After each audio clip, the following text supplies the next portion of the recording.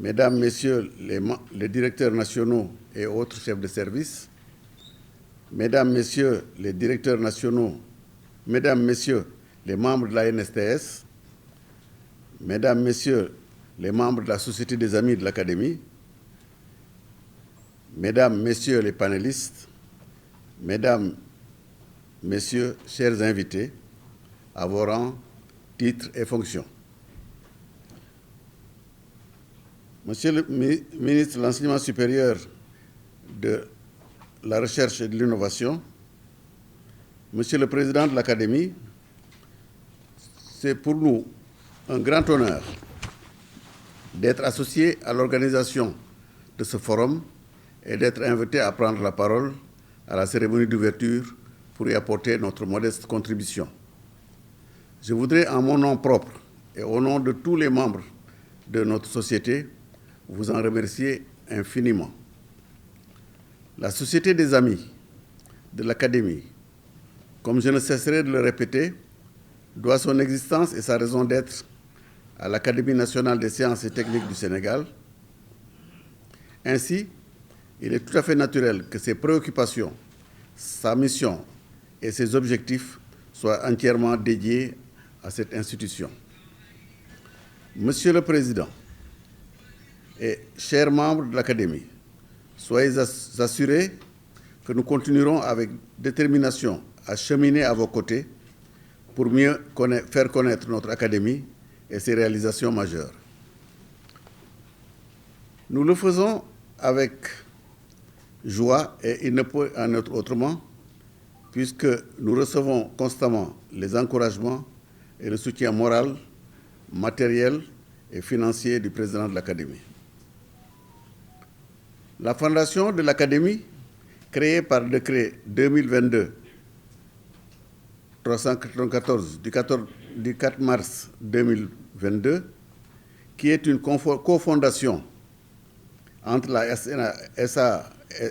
Société des Amis et l'Académie, nous réconforte et nous encourage à toujours aller de l'avant. Nos efforts de vulgarisation des résultats de vos recherches pour qu'ils soient appliqués au Sénégal et ailleurs, et notre participation à vos diverses activités scientifiques, comme celle-ci, participent grandement à la formation de nos membres et sympathisants, et nous en sommes fiers. D'ailleurs, Monsieur le Président, à ce titre, en prélude à ce présent forum,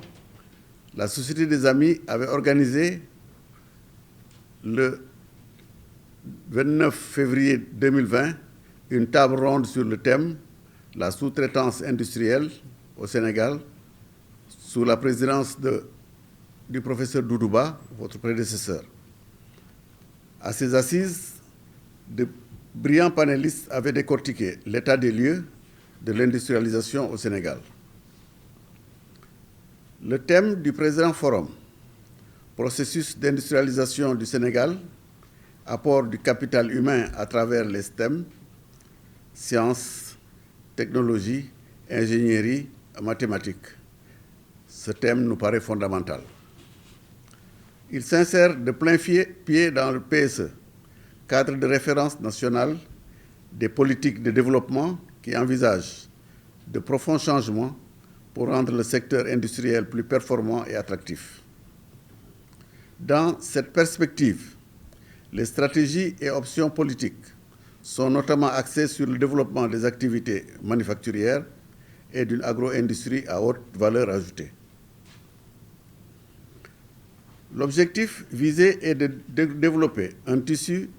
industriel densifié, moderne, compétitif et équilibré, associant la petite et moyenne entreprise PMI à la grande entreprise GE dans le cadre d'un redéploiement régional et de création des agropoles. Aucun pays au monde n'est parvenu à la prospérité ni à un niveau de vie décent pour ses citoyens sans être doté d'un secteur industriel solide. Il n'existe aucune stratégie industrielle universelle du fait de l'hétérogénéité entre les pays et les époques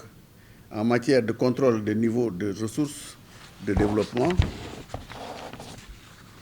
de la capacité de conjuguer les différents types d'industrie. La politique industrielle doit s'atteler à améliorer l'environnement opérationnel, le capital humain et les capacités des entreprises.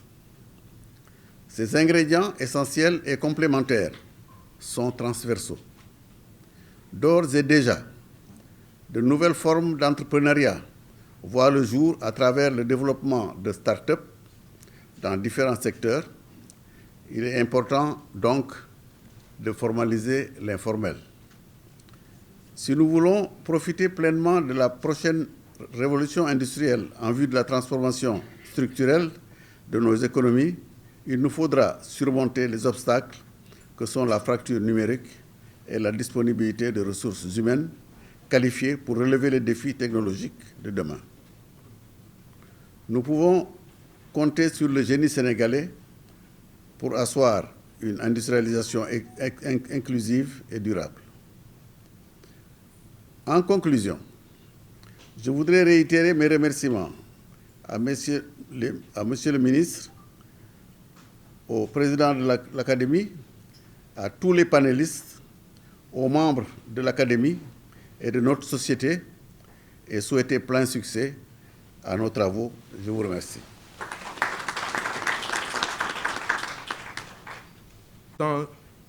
Monsieur le ministre de l'Artisanat et de la transformation du secteur informel,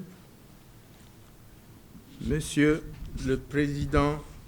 de la Société des Amis de l'Académie nationale des sciences et techniques du Sénégal, Monsieur le représentant résident de l'Organisation des Nations Unies pour le développement industriel, Madame la représentante du COS Pétrogaz,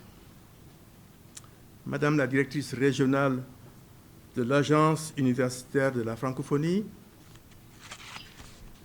Mesdames et Messieurs les académiciens, Mesdames et Messieurs les membres de la Société des Amis de l'Académie, Mesdames et Messieurs, chers invités, c'est pour moi un grand plaisir de m'adresser à vous à l'occasion du Forum national portant sur le thème « Processus d'industrialisation du Sénégal, apport du capital humain à travers les sciences, les technologies, les ingénieries et les mathématiques ». Forum, comme rappelé Monsieur le Président de l'Académie de la Société des Amis, forum co-organisé par notre Académie et la Société des Amis de notre Académie. En effet, pour notre Académie, cette rencontre qui réunit tous les acteurs du développement industriel, et je dirais même plus globalement du développement économique et social, est un moment privilégié de réflexion, d'échange sur l'état de l'industrialisation de notre pays, sur ses contraintes, ainsi que sur les enjeux et défis auxquels elle fait face. C'est également et surtout l'occasion d'une réflexion prospective pour le futur à proche, moyen et long terme, sur toutes les opportunités et les évolutions du contexte et de l'environnement socio-économique. Mesdames et Messieurs, nous sommes fortunés d'avoir comme cadre de référence pour adosser nos débats la stratégie d'industrialisation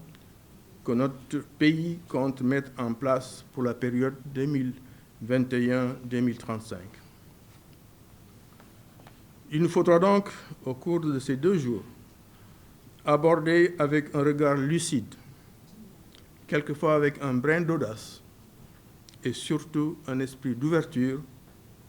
tous les problèmes qui handicapent l'essor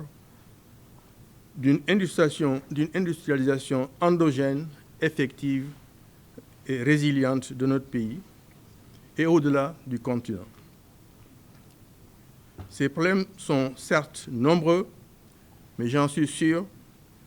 qui ne manqueront pas d'être identifiés et analysés avec des propositions de solutions réalisables et réalistes à travers les discussions prévues dans les différentes sessions du forum. À ce propos, j'ai noté que les pays d'avant-garde qui ont réussi et qui sont en train de réussir le pari d'une industrialisation à la mesure de leurs capacités et de leurs ambitions, des politiques ont montré la voie à suivre. Ils ont tous adopté, sans s'enfermer, des politiques industrielles qui favorisent leurs industries manufacturières nationales. Ils ont tous créé un environnement favorable à l'éclosion de tissus industriels adaptés en s'attaquant en particulier à la résolution de problèmes structurels quasi universels que sont, entre autres, l'accès à une énergie à bon marché, à un capital financier débridé, à un savoir et un savoir-faire adéquats, à une main-d'œuvre qualifiée, à un système commercial équitable, à des infrastructures de base modernes, surtout dans les domaines du transport et de la communication digitalisée. C'est-à-dire toutes les mesures et conditions permettant d'élargir et de diversifier le tissu industriel et d'améliorer l'efficacité et la compétitivité de sa base productive. Celles qui permettent d'accroître et d'améliorer une valorisation vertueuse des ressources naturelles et de développer des manufactures capables de résorber le chômage, d'atténuer et à terme de mettre fin au déficit de la balance commerciale. Je voudrais par ailleurs souligner que ce forum se tient à point nommé, car il précède d'à peine un mois un sommet que prévoit d'organiser l'Union africaine du 20 au 25 novembre 2022 à Niamey sur le thème « L'industrialisation et la diversification économique de l'Afrique ». Voilà donc une justification supplémentaire de l'importance des résultats de nos travaux, dont les délibérations seront transmises aux plus hautes autorités et portées comme contribution à cette réflexion continentale. Un positionnement judicieux et stratégique dans ce contexte régional nous permettra de mieux valoriser nos avantages comparés. Je suis persuadé que le pari de réussir cette industrialisation réfléchie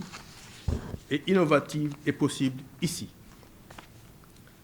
Car il y a dans notre écosystème de l'entrepreneuriat de nombreux entrepreneurs passionnés, talentueux et déterminés. C'est en pensant à eux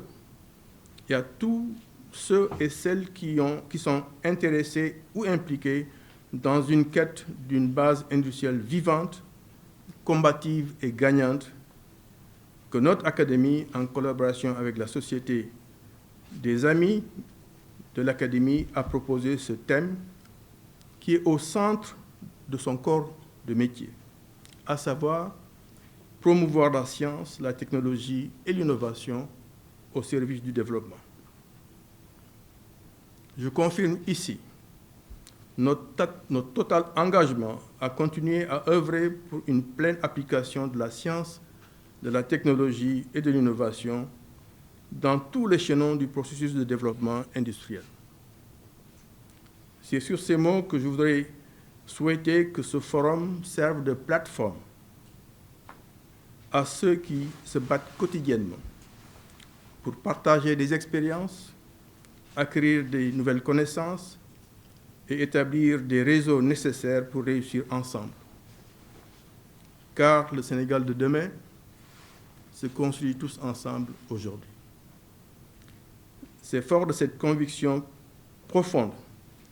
que je voudrais terminer mon propos en souhaitant plein succès à notre forum. Je vous remercie pour votre attention. Merci. Du ministre du Développement industriel et des petites et moyennes industries, empêché, que j'ai le privilège de représenter à cet important forum dont le thème « Processus d'industrialisation du Sénégal, apport du capital humain à travers les sciences techniques, ingénierie et mathématiques, STEM » est d'une actualité brûlante. Vous l'avez appris, Monsieur le Président, dans environ un mois, le 25 novembre 2022, plus précisément, le Sénégal prendra part au premier sommet de l'Union africaine sur l'industrialisation et la diversification économique prévu à Niamey, au Niger. Ce sommet continental revêt une importance capitale pour notre pays, pour plusieurs raisons, parmi lesquelles j'en citerai deux. D'abord, c'est le président, son Excellence, M. Macky Sall, qui va procéder à l'ouverture officielle de ce sommet en sa qualité de président en exercice de l'Union africaine. Ensuite, comme vous le savez, le Sénégal vient de se doter d'une nouvelle politique et stratégie d'industrialisation validée en octobre 2021 et qui a pour horizon 2021-2035. Vous l'avez également certainement suivi. Lors du Conseil des ministres du mercredi 12 octobre passé, le chef de l'État a encore rappelé la priorité absolue qu'il accorde à l'industrialisation du Sénégal et a demandé au gouvernement de procéder à l'évaluation de la stratégie d'industrialisation qui est alignée aux objectifs de souveraineté alimentaire, pharmaceutique et sanitaire du plan d'action prioritaire accéléré ajusté du plan Sénégal émergent qui, pour rappel, a pour vision pour l'industrie de doter notre pays d'un secteur industriel diversifié et compétitif, pourvoyeur d'emplois et apportant une pleine contribution au développement inclusif et durable du pays pour un Sénégal émergent à l'horizon 2035. En effet, la nouvelle politique et stratégie d'industrialisation du Sénégal a été élaborée dans un contexte particulier, marqué par la pandémie de Covid-19 qui a mis à nu la faiblesse de notre tissu industriel à répondre convenablement aux besoins essentiels du pays et à faire face aux chocs exogènes, comme c'est le cas aujourd'hui avec le conflit entre l'Ukraine et la Russie. C'est pourquoi elle est conçue comme une stratégie devant permettre d'élargir la base productive du pays par la substitution aux importations, la promotion des exportations et la valorisation des ressources minérales et des hydrocarbures du Sénégal. Elle repose fondamentalement sur les 4 axes que sont la transformation des matières premières agricoles, sylvopastorales et halieutiques, axe 1, la transformation industrielle des ressources minérales et des hydrocarbures, et l'axe 2, le développement de l'industrie pharmaceutique et de la pharmacopée, axe 3, et axe 4, qui porte sur le développement des industries à forte intensité technologique et d'innovation, ainsi que le développement des infrastructures dédiées pour l'industrie 4.0. Parmi les interventions identifiées comme levier essentiel d'industrialisation, figure en bonne place le développement du capital humain, comme l'homme est au début et à la fin de tout développement. Or, l'étude diagnostique réalisée dans le cadre de l'actualisation de la politique industrielle du Sénégal a révélé que la faiblesse de l'industrialisation de notre pays trouve également ses racines dans le manque de ressources humaines qualifiées pour répondre aux besoins exprimés par les industriels, notamment dans l'industrie de pointe, dans les métiers scientifiques et techniques. Cette étude, autant pour moi, 19 métiers ont été recensés comme étant prioritaires pour les entreprises minières, soit ne faisant pas l'objet d'une offre de formation nationale, ou soit dont les curricula de formation sont à mettre à jour. Cette étude estime les besoins en main-d'œuvre qualifiée pour l'ensemble du secteur productif à l'horizon 2030 à 1 600 000 travailleurs ayant un profil d'un niveau d'études allant de la formation technique jusqu'au Bac+5. Pour les profils purement techniques, l'étude estime les besoins à 850 000 employés pour tout secteur confondu. Mesdames et messieurs, le gouvernement a déployé d'énormes efforts pour relever le niveau du capital humain tel qu'il ressort de l'axe 2 du plan Sénégal émergent relatif au capital humain, à la protection sociale et au développement durable. Monsieur le ministre, certainement, reviendra sur les dispositifs mis en place par le gouvernement pour le développement du capital humain et les efforts certainement qui restent à faire. Sous ce rapport, l'atelier intensif de structuration du hub minier régional qui vient de se terminer a montré à suffisance le gap à combler pour satisfaire convenablement les besoins en ressources humaines des opérateurs miniers en vue de faire du Sénégal un hub académique dans ce domaine. Dans cette dynamique, le nouveau statut de pays pétrolier et gazier du Sénégal nous commande de former les ressources humaines pour avoir l'expertise nationale devant travailler dans cette industrie naissante, sauvegarder nos intérêts et permettre aux générations présentes et futures de mieux tirer profit de l'exploitation de ces ressources. C'est pourquoi, mesdames et messieurs, je voudrais remercier et féliciter l'Académie nationale des sciences et techniques du Sénégal pour l'heureuse initiative qu'elle a eue d'organiser cet important forum qui, j'en suis sûr, sera d'un apport considérable pour le secteur industriel, mais également pour toutes les structures d'enseignement et de formation. Nous restons donc très attentifs aux conclusions et propositions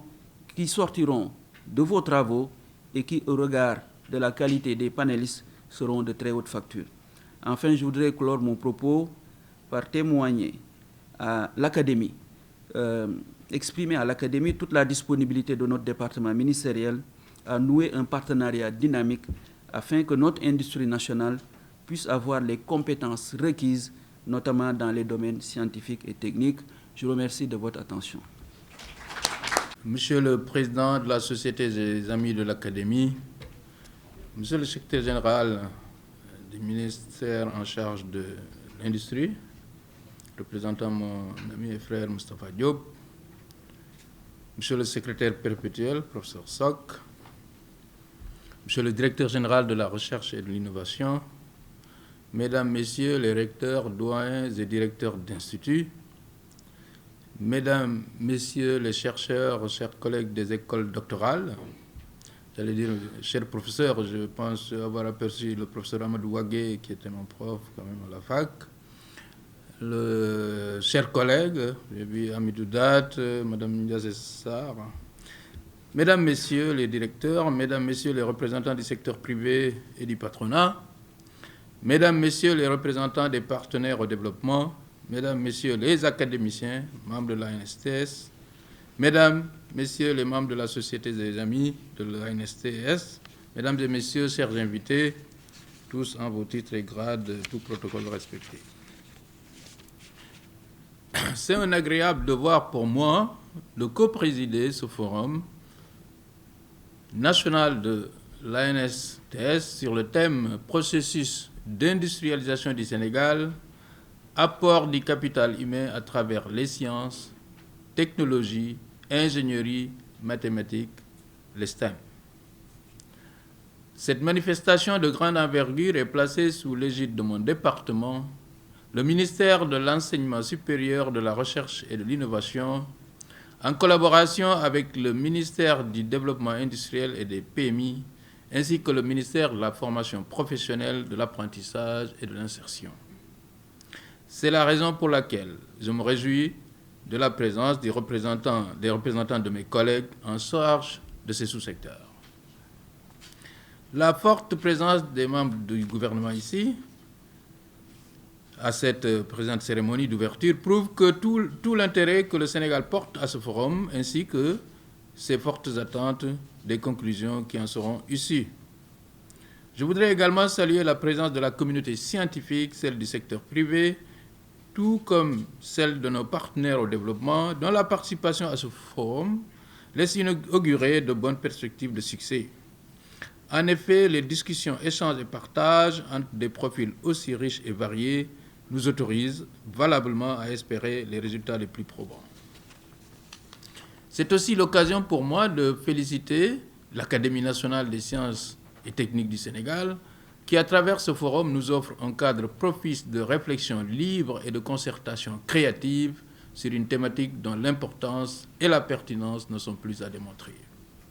En effet, l'utilisation des sciences et de la technologie dans le but de promouvoir l'industrialisation, l'emploi et l'insertion des jeunes et des femmes constitue une préoccupation majeure qui figure au cœur de toutes nos politiques publiques exprimées à travers les différentes articulations du plan Sénégal émergent PSE. C'est la raison pour laquelle, pour le gouvernement, cette rencontre est un moment privilégié de réflexion et d'échange dans la recherche et l'identification des pistes les meilleures attendues de l'utilisation des STEM dans le processus d'industrialisation de notre pays. En effet, ce cadre doit nous donner l'occasion de procéder à un diagnostic, d'interroger l'existant, nos pratiques et l'articulation de nos moyens en rapport avec nos ambitions. En même temps, il s'agira d'identifier nos forces et faiblesses et de nous projeter vers le futur que nous voulons assigner à l'optimalisation du processus d'industrialisation de notre pays à travers une meilleure utilisation des STEM. C'est en tout cas le vœu de Monsieur le Président de la République, son Excellence Macky Sall, dont les pertinentes directives et instructions ont amené le gouvernement à réaliser plusieurs actions allant dans ce sens, à savoir l'appui à la mise en place de plateformes d'enseignement à distance à travers le projet Smart Education, l'ouverture effective des ISEP de Thiès, Diamniadio, Bignona, Matam et Richard Toll, qui seront complétés par 9 autres ISEP afin de couvrir les 14 régions du Sénégal. À cela, il convient d'ajouter la mise en place de plateformes d'enseignement bimodales ainsi que la dématérialisation des procédures, toutes choses qui devraient réduire sensiblement le déficit d'articulation entre universités, l'entreprise et le marché, une insuffisance qui, de l'avis de tous, constitue la principale limite à l'insertion socio-professionnelle des jeunes diplômés. C'est dire toute l'attention et toute la disponibilité des pouvoirs publics sénégalais à accompagner toute démarche visant à solutionner cette délicate question de l'optimisation des processus d'industrialisation de notre pays. Aussi puis-je vous assurer que le gouvernement ne ménagera aucun effort pour la prise en compte des recommandations issues de vos travaux, dès l'instant qu'elles seront en cohérence avec les objectifs du plan Sénégal émergent en général, avec ceux de notre nouvelle politique industrielle 2021-2035 en particulier. Sur ce message d'espoir, je voudrais terminer mon propos en souhaitant plein succès à vos travaux. Donc je déclare ouvert le forum et je vous remercie de votre bienveillante attention.